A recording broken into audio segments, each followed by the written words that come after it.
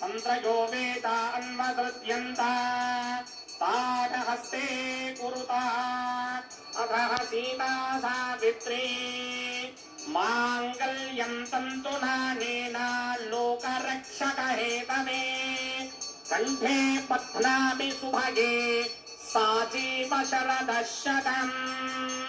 भूदेव्यै नमः। माङ्गल्यधारण मुहूर्त सुमुहूर्तो अस्तु सुप्रतिष्ठितमस्तु।